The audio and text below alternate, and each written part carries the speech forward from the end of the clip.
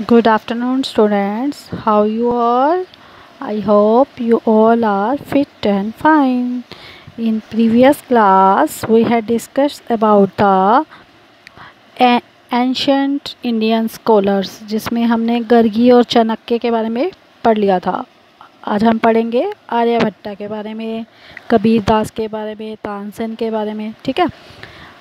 Who is Aryabhatta? Aryabhatta कौन है? आपने नाम सुना होगा, नाम तो जानते ही होंगे आप आर्यभट्टा का। आर्यभट्टा जो थे वो एक फेमस मैथमेटिशियन और एस्ट्रोनॉमर थे। मैथमेटिशियन क्या होते हैं? जो गणित में विशेषज्ञ होते हैं। और एस्ट्रोनॉमर किसे कहा जाता है? जो एस्ट्रोनॉमर, जैसे कि कल्पना चावला एक एस्ट्रोनॉमर थी, मतलब कि जो तारों और की मूवमेंट्स के बारे में, ग्रहों की मूवमेंट्स के बारे में पता लगाते हैं। ही लिव्ड अबाउट 1500 ईयर्स एगो, मतलब कि ये 1500 साल पहले की बात है। He was the author of the several books of mathematics and the astronomy. ये ऑथर थे बहुत सी मैथमेटिक्स की बुक्स की और एस्ट्रोनॉमी बुक के ऑथर थे। His famous work Aryabhatiya is combination of mathematics. इनकी जो एक फेमस काम है, फेमस वर्क है आर्यभट्टिया, जो कम्बिनेशन है किसका? मैथमेटिक्स का और एस्ट्रोनॉमी का। He claim that the earth rotates is axis. उन्होंने बताया था, उन्होंने अपनी इस फेमस वर्क में ये बताया कि जो अर्थ है वो रोटेट करती है एक्सिस पर। ही एक्सप्लेन दैट द, उन्होंने इसको एक्सप्लेन भी किया था इस मोमेंट की, जो जैसे जैसे अर्थ घूमती है वैसे वैसे सारे प्लैनेट्स, स्टार्स की भी मूवमेंट होती है। ठीक है। ही also calculate distance between the planets. Her planets के बीच में कितना डिस्टेंस है वो भी इन्होंने कैलकुलेट किया था। He set up the astronomical observatory he also calculate distance between the planets के बीच में क्या डिस्टेंस था उससे भी इन्होंने कैलकुलेट किया था। He set up the astronomical observatory near Pataliputra. इन्होंने जो मतलब कि ये जो सब किया था, ऑब्जर्वेट किया था, वो कहाँ है? पाटलिपुत्र, जिसे आज हम प्रेजेंट डे में बिहार के नाम से जानते हैं। ठीक है। तो आर्यभट्ट कौन थे? एक फेमस मैथमेटिशियन थे, एस्ट्रोनॉमर थे, और ये 1500 साल पहले इस धरती पे इन्होंने ये आए थे और इन्होंने मैथमेटिक्स और एस्ट्रोनॉमी के ऊपर काफ़ी बुक्स लिखी हुई हैं। ठीक है। और इनकी मेन जो फेमस बुक है, जो वर्क है आर्यभट्टिया, जो कॉम्बिनेशन है किसका? मैथमेटिक्स और एस्ट्रोनॉमी का। ठीक है। और ये कहाँ पर इन्होंने ये सब किया था? पाटलिपुत्र, जिसे हम अब प्रेजेंट में बिहार के नाम से जानते हैं। Next is a Kabir Das. Kabir Das was a Sant and a poet. Kabir Das एक बहुत बड़े संत और कवि थे। पोएट मतलब कवि थे। It is believe that he was born around 1440, मतलब कि 1440 ईस्वी में ये पैदा हुए थे। 1440 ईस्वी में ये पैदा हुए थे। कौन? Kabir Das ji. He was adopted by the Muslim weaver family of Niru and his wife's Niva. ये अडॉप्ट किए गए थे मुस्लिम फैमिली द्वारा, जिसके पापा का नाम नीरू और उसकी वाइफ का नाम नीमा था, इन जो कि वाराणसी के रहने वाले थे। कबीर कुड नॉट राइट, वो लिख नहीं सकते थे, लेकिन therefore express his poems, वो अपनी जो पोएम्स लिखते थे उन एक्सप्रेस, जो उनके मन में पोएम्स आती थी, क्योंकि वो बहुत बड़े कवि थे। आज भी आपने कबीर के दोहे सुने होंगे। ठीक है। वो एक्सप्रेशन से एक्सप्रेस करके ऑरली सुनाते थे। He verses and the couplets of और दोहास आर स्टिल पॉपुलर। कुछ ऐसे दोहास है जो आज भी पॉपुलर हैं।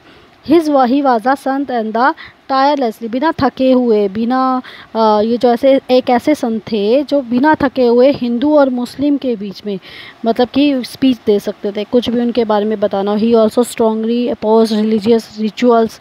ये बहुत मतलब कि उसके अपोजिशन, मतलब अपोज थे, मतलब उनको नहीं मानते थे कि हिंदू और मुस्लिम अलग अलग हैं, वो सबको एक ही मानते थे, सबका मालिक एक ही है, वो यही समझते थे।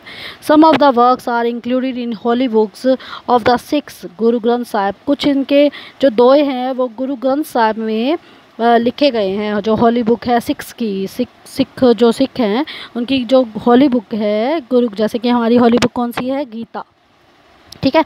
वैसे ही और मुस्लिम की क्या है?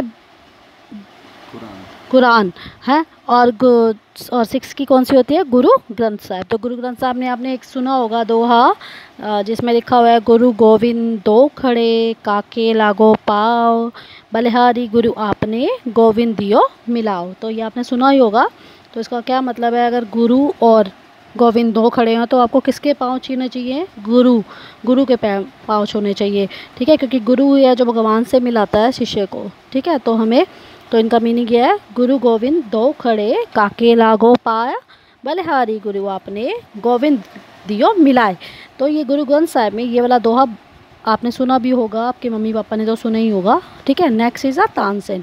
Tansen was one of the greatest singers composers of the Hindustani classical music. जो तानसेन है, ग्रेटेस्ट सिंगर था, कंपोज़र था। कंपोज़र मतलब कि खुद ही गीत लिखता था और उसे गाता था, तो हिंदुस्तानी क्लासिकल म्यूज़िक पे, ठीक है। He was born in the Gwalior about 600 year ago, 600 साल पहले ये ग्वालियर में पैदा हुआ था। Tansen was not only an expert at singing, वो सिर्फ सिंगिंग में एक्सपर्ट नहीं था बल्कि इंस्ट्रूमेंटल म्यूज़िक बजाने में भी एक्सपर्ट था। He was one of the 9 jewels of the ratnas in Mughal empire Akbar court. Akbar court में मतलब कि 9 जो रत्न हैं उनमें से एक था। He was the honoured of with the title Mian by Akbar. इसके ऑनर के लिए, मतलब इसको के लिए अकबर था, जो राजा अकबर था, उसने इसको एक टाइटल दे रखा था Mian. It is believe that he was so impactful as a singer that is raga Deepak could light lamps and the raga Megha Malhar could bring down rain. मतलब कि जब ये गाता था क्या, यू कांट बिलीव दिस, जब ये गाता था तो जो बुझे हुए दीपक होते थे वो जल जाते थे, और जो मतलब कि इतना अच्छा गाता था, सब मंत्रमुग्ध हो जाते थे और बारिश होना शुरू हो जाती थी। मतलब कि ऐसा था, आप बिलीव नहीं करोगे लेकिन ये सच में था, ठीक है। A music festival is held at Tansen tomb in Gwalior every year. एक म्यूज़िक फेस्टिवल हेल्ड होता है तानसेन की याद में ग्वालियर में हर साल, क्योंकि ये ग्वालियर में पैदा हुआ था 600 साल पहले। और इसका क्लासिकल म्यूज़िक में खुद ही कंपोज करता था, मतलब खुद ही लिखता था और खुद ही गाता था। जैसे सिंगर ही नहीं था बट एक इंस्ट्रूमेंटल भी म्यूज़िक बहुत अच्छा बजाता था, ठीक है। और मुग़ल एम्पायर अकबर ने इसे अपने 9 रत्नों में रखा हुआ था, मतलब 9 रत्नों में से एक माना गया था, और इसको एक टाइटल दिया था मियान, ठीक है। और वो जब वो गाता था तो क्या होता था, बुझे हुए दीपक जल जाते थे और आकाश में बारिश होना शुरू हो जाती थी। और एक फेस्टिवल है जो तानसेन तोम है ग्वालियर में, वो हर साल इसकी याद में आज भी मनाया जा रहा है।